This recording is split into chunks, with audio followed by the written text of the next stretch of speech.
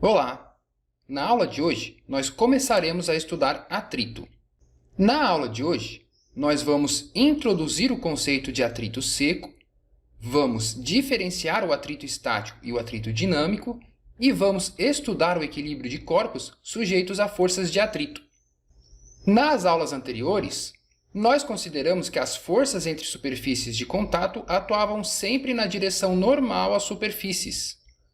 No entanto, em muitos problemas, nós devemos considerar também a capacidade de uma superfície de suportar uma força tangencial, além da força normal. Essa força tangencial é denominada força de atrito e é a força que resiste ao movimento, ou à tendência de movimento, de duas superfícies em contato. Basicamente, podemos classificar os tipos de atrito em dois grupos. O primeiro é o atrito seco, também chamado de atrito de Coulomb, pois foi o físico francês Charles Coulomb, em 1781, que desenvolveu os princípios do atrito a seco. O atrito seco ocorre sempre que duas superfícies não lubrificadas estão em contato, havendo deslizamento relativo entre as superfícies ou a tendência de deslizamento. E a força de atrito é sempre direcionada na direção oposta ao movimento ou à tendência de movimento. Outro tipo de atrito é o atrito que ocorre entre fluidos, quando camadas adjacentes em um líquido ou gás estão se movendo em velocidades diferentes. Nesse caso, esse movimento do fluido causa forças de atrito entre os elementos. E a força de atrito depende da velocidade relativa entre as camadas e da viscosidade do fluido. O atrito entre fluidos será estudado na mecânica dos fluidos e não será considerado na disciplina de estática. Para entender os efeitos do atrito a seco, podemos pensar num experimento muito simples. Imagine um bloco de massa M que repousa sobre uma superfície horizontal. As superfícies em contato têm alguma rugosidade. O experimento envolve aplicar uma força P ao bloco, que aumenta gradativamente desde zero até um valor suficiente para que o bloco comece a deslizar. Para analisar esse experimento, podemos traçar o diagrama de corpo livre do corpo. Nesse diagrama de corpo livre, nós vamos representar o peso do bloco, mg, e a força normal, N. Também representamos a força P aplicada ao bloco, e nós vamos representar a força de atrito tangencial exercida pelo plano sobre o bloco como sendo a força F. A direção da força de atrito é sempre oposta ao movimento ou à tendência de movimento. Nesse diagrama de corpo livre, a força R é a força total exercida pela superfície sobre o bloco e é a força resultante de N e F. Para entender o mecanismo do atrito a seco, nós podemos ampliar as irregularidades das superfícies que se tocam. Essas irregularidades são devido à rugosidade da superfície, e nós podemos visualizar a ação mecânica do atrito que aparece devido ao contato intermitente nas irregularidades das superfícies em contato. A força normal total N é a soma das componentes normais de todas as forças de reação, e a força de atrito total F é a soma das componentes tangenciais de todas as forças de reação. Fazendo o experimento de aumentar a força P gradativamente até que o movimento do bloco se inicie, nós notamos que, à medida que P aumenta, a força de atrito também aumenta. Enquanto não há movimento, para haver equilíbrio, a força de atrito deve ser igual à força aplicada a P. Essa força de atrito atinge um valor máximo para o qual o bloco está na iminência do movimento. Se a força P for aumentada para um valor acima disso, então o bloco não estará mais em equilíbrio e começará a deslizar na direção da força aplicada. Até o ponto de deslizamento, a região em que há equilíbrio do corpo é chamada de região de atrito estático, e o valor da força de atrito é determinado pelas equações de equilíbrio. Nessa região, a força de atrito pode ter qualquer valor desde zero até um valor máximo proporcional à força normal. Assim, podemos escrever que a máxima força de atrito estático é μe vezes a normal. O coeficiente μe é chamado de coeficiente de atrito estático. Note que essa equação só vale na iminência do movimento. Para uma condição de equilíbrio estático, quando o movimento não é iminente, a força de atrito estático é menor que esse valor máximo. Finalmente, quando o deslizamento ocorre, uma condição de atrito dinâmico acompanha o movimento. Nesse caso, a força de atrito dinâmico é menor que a força de atrito estático máxima e também é proporcional à força normal. A força de atrito dinâmico é μd vezes a normal, sendo μd o coeficiente de atrito dinâmico, um pouco menor que o coeficiente de atrito estático. Outro conceito bastante útil na análise de problemas que envolvem atrito é o ângulo de atrito, que é muito simples de entender. Ocorre que a direção da força resultante R do contato entre as superfícies pode ser especificada através do ângulo φ entre a resultante R e a direção da força normal N. Do triângulo de forças, a tangente desse ângulo é F sobre N. Como acabamos de ver, a força de atrito depende do equilíbrio do corpo. Na iminência do movimento, a força de atrito atinge seu valor máximo. Nessa condição, a força de atrito tem seu valor estático limite, e o ângulo correspondente φe é denominado ângulo de atrito estático. Analogamente, se há deslizamento do corpo, a força de atrito é a força de atrito dinâmica, e o ângulo é chamado de ângulo de atrito dinâmico. O uso do ângulo de atrito pode ser bastante conveniente na análise e solução de alguns problemas de equilíbrio envolvendo atrito. Muitos problemas de engenharia que envolvem atrito seco podem ser tratados com os métodos já estudados em aulas passadas. Isso envolve traçar um ou mais diagramas de corpo livre e as forças de reação em cada superfície com atrito são representadas pelos seus componentes N e F. Traçado o diagrama de corpo livre, o problema pode ser resolvido pelas equações de equilíbrio. Muitos problemas que envolvem atrito podem recair em um dos seguintes três grupos. No grupo 1, todas as forças aplicadas são dadas e os coeficientes de atrito são conhecidos. Nesse caso, deseja-se determinar se o corpo permanecerá em repouso ou deslizará quando sujeito às forças aplicadas. O procedimento para verificar se o corpo permanece em repouso ou não envolve traçar o diagrama de corpo livre e determinar a força de atrito a partir das equações de equilíbrio. Na sequência, nós comparamos o valor da força de atrito calculada com o valor máximo possível. Se o valor for menor que o valor estático limite, o corpo permanece em repouso. Caso contrário, o corpo não está em equilíbrio, ocorrerá movimento e o valor real da força de atrito é dado pelo coeficiente de atrito dinâmico. No segundo grupo de problemas, as forças aplicadas são dadas e sabe-se que o movimento é iminente. Nesse caso, deseja-se determinar o valor do coeficiente de atrito estático. Novamente, a solução envolve traçar o diagrama de corpo livre e resolver as equações de equilíbrio. Encontrado o valor da força de atrito, é possível determinar o coeficiente de atrito comparando seu valor com o valor estático limite. No terceiro grupo de problemas, é dado o coeficiente de atrito estático e sabe-se que o movimento é iminente em uma dada direção. O que se deseja saber nesse caso é a intensidade ou a direção das forças aplicadas. Para determinar essas forças, traça-se o diagrama de corpo livre, representando a força de atrito no sentido contrário ao do movimento iminente. Por fim, resolvendo-se as equações de equilíbrio, a força aplicada é determinada. Os exercícios que veremos a seguir irão ilustrar cada um desses casos. Vamos começar com um problema bem simples, só para ilustrar de forma bem introdutória como tratar o caso do atrito seco num problema de equilíbrio. Nesse exercício, um bloco de 50 kg está em repouso e uma força P é aplicada a ele. O exercício pede para determinar a força de atrito quando o coeficiente de atrito estático é 0,5 e 0,25 e também qual o máximo valor da força P que pode ser aplicado até que o bloco esteja na iminência do movimento. Do enunciado do problema, nós vemos que o item A e B fornece o valor da força P, que varia de 0 a 150 newtons, aumentando gradativamente, e também os coeficientes de atrito. Então, eu tenho a força, os coeficientes de atrito, e quero verificar se o corpo está em equilíbrio ou não. Para resolver esse problema, nós começamos traçando o diagrama de corpo livre do bloco. Aqui tem o peso, a força P aplicada e as reações do chão, a normal e a força de atrito contrária à tendência de movimento do bloco.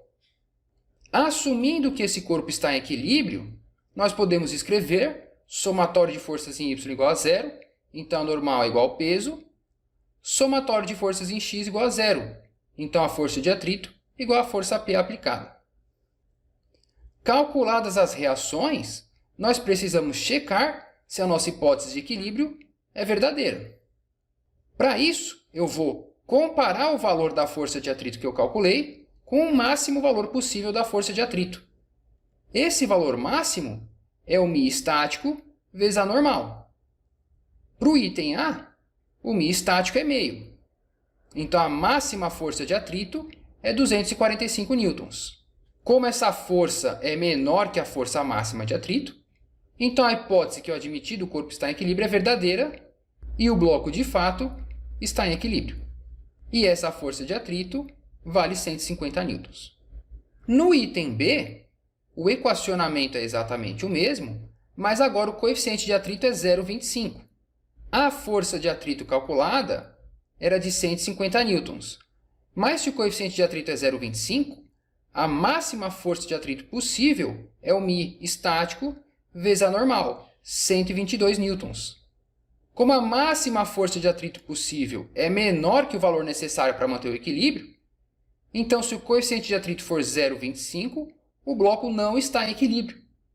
Se o bloco não está em equilíbrio, ele desliza para a direita, e se ele está em movimento, então a força de atrito é a força de atrito dinâmica. Então ela vale μ dinâmico vezes a normal.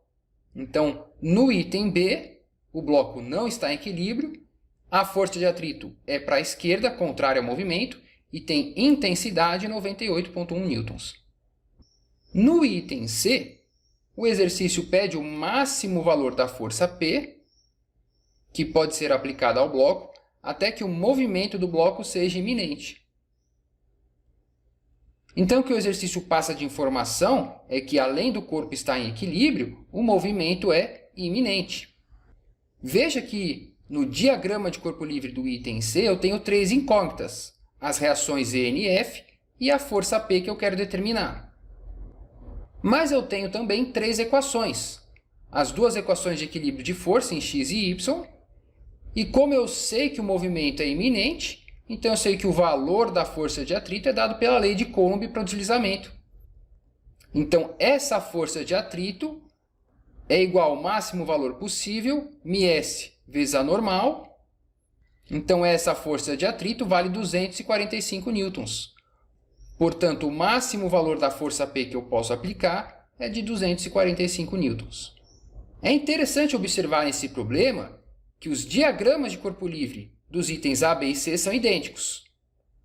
O que muda em cada um dos problemas é como o enunciado do exercício passa para a gente as informações do problema. Nos itens A e B, o exercício pediu para verificar o equilíbrio do corpo. Então, nós tivemos que assumir que o corpo estava em equilíbrio e checar se a força de atrito era menor ou não que o máximo valor possível. Já no item C, ele pediu o máximo valor possível da força que podia ser aplicada ao bloco, mantendo o equilíbrio do sistema, ou seja, na iminência do movimento. Note que o enunciado do exercício escreveu explicitamente: determine o valor de P para que o movimento seja iminente. Essa condição de movimento iminente também pode ser insinuada, sem ser dita explicitamente. Outras maneiras de fazer a mesma pergunta do item C são pedir a maior força P que pode ser aplicada sem que o bloco deslize para a direita, ou a menor força P que faz com que o bloco deslize para a direita. Veja que esses dois enunciados do problema são equivalentes à pergunta original do item C. Então, eu tenho que ler com muita atenção o enunciado do problema sempre que ele envolver questões com força de atrito. Esse segundo exercício é similar ao primeiro, só que aqui eu tenho um bloco apoiado num plano inclinado. E o exercício pergunta no item A para verificar se o sistema está em equilíbrio, no item B a força mínima necessária para impedir qualquer movimento do sistema, E no item C, a força máxima que pode ser aplicada ao bloco, mantendo o equilíbrio do sistema. Então, nesse exercício, eu tenho 3 perguntas diferentes. Nos 3, eu vou ter que traçar um diagrama de corpo livre. No item A, ele deu o valor da força P, de 600 newtons, e quer saber se esse bloco está em equilíbrio ou não. Para verificar se ele está em equilíbrio, eu vou assumir que o bloco está em equilíbrio e fazer o diagrama de corpo livre do bloco. Então, a força peso, a força P aplicada e as reações AN normal e AF a força de atrito. Traçado o diagrama de corpo livre, eu vou escrever o somatório de forças em x e y e calcular as reações que mantêm o bloco em equilíbrio. AN 644 newtons, AF 73 newtons. E aí eu vou checar a minha hipótese de equilíbrio. O máximo valor possível para a força de atrito é o μ estático vezes a normal. Então, o maior valor possível para a força de atrito é 128 newtons. Como o valor que eu calculei é menor que o valor máximo, então essa força de atrito, de fato, vale 73 newtons e esse bloco está em equilíbrio. No item B, o exercício quer saber a menor força P necessária para manter o equilíbrio do bloco. E para determinar o menor valor dessa força P, veja que a tendência do bloco é deslizar para baixo. Para impedir que o bloco deslize para baixo, eu tenho que aplicar uma força para cima. E eu quero encontrar o menor valor necessário para que esse bloco esteja em equilíbrio. Se a tendência do movimento do bloco é descer o plano inclinado, então a força de atrito vai ser contrária a esse movimento, então ela é para cima. Então o que eu quero saber é o menor valor da força P para essa força de atrito na iminência do deslizamento do bloco para baixo. Para esse sistema, somatório de forças em x e y, eu vou ter essas equações. Veja que eu tenho 3 incógnitas: P mínimo, a força de atrito e a força normal. Mas se esse bloco está na iminência do deslizamento para baixo, essa força de atrito vale μ estático vezes a normal. Então, ela vale 0,20 vezes a normal. Então, agora eu tenho 2 equações a 2 incógnitas, envolvendo P mínimo e AN, que eu posso resolver esse sistema de equações e determinar a menor força necessária para manter o equilíbrio do bloco. O item C faz uma pergunta parecida, mas ele quer saber a máxima força P que pode ser aplicada mantendo o equilíbrio do bloco. A maior força que eu posso aplicar é tal que mantém o bloco em equilíbrio, mas ele está na iminência do deslizamento para cima do plano inclinado. Se a iminência do movimento é deslizar para cima, a força de atrito está no sentido contrário, então ela está para baixo. Para esse bloco, somatório de forças em x e y, eu vou ter essas 2 equações. De novo, 3 incógnitas, força normal, força de atrito e a P máximo que eu quero saber. E na iminência do movimento, essa força de atrito é μ estático vezes a normal. De novo, resolvendo esse sistema de equações, a N vale 626 newtons e a máxima força P, 655 newtons. Então, qualquer valor da força P que eu aplicar ao bloco entre 368 e 655 newtons, o bloco estará em equilíbrio. Vamos ver agora esse exercício que tem uma prancha de 50 kg apoiada em superfícies rugosas A e B. O exercício fornece os coeficientes de atrito em A e B e pergunta qual que é a maior distância x que a pessoa pode chegar caminhando por cima dessa prancha até que ela comece a deslizar. De novo, esse é um exercício que fornece os coeficientes de atrito e ele quer saber a maior distância que a pessoa pode chegar antes que essa prancha comece a deslizar. Veja que no enunciado desse problema não foi explicitado a iminência do movimento, mas ele insinua que a iminência do movimento porque ele quer saber a maior distância que a pessoa pode chegar até que a prancha comece a deslizar. Veja que a iminência do movimento implica iminência do movimento nos apoios em A e em B. Como a B é um corpo rígido, se a extremidade A se mexe, a extremidade B também tem que se mexer. E veja que à medida que a pessoa caminha, a tendência dessa prancha é deslizar para baixo do plano inclinado. Como essa barra é um corpo rígido, se B vem para a esquerda, então A também vai deslizar para a esquerda. Portanto, para traçar o diagrama de corpo livre dessa prancha na iminência do movimento, eu vou ter duas forças de atrito nas direções contrárias à iminência do movimento, em A e B, as forças normais às superfícies de apoio, e aqui eu vou ter o peso da prancha e o peso da pessoa. Veja nesse diagrama de corpo livre que eu tenho 5 incógnitas, FA, NA, FB, NB e essa distância x, que é o que o exercício quer saber. Essa prancha é um corpo rígido, tenho 3 equações de equilíbrio e eu sei que essa prancha está na iminência do movimento. Então eu tenho 2 equações de atrito para as forças FA e FB. Portanto, eu tenho 5 equações e posso determinar todas as incógnitas do problema. De um somatório de momentos em relação a A, eu posso escrever essa equação.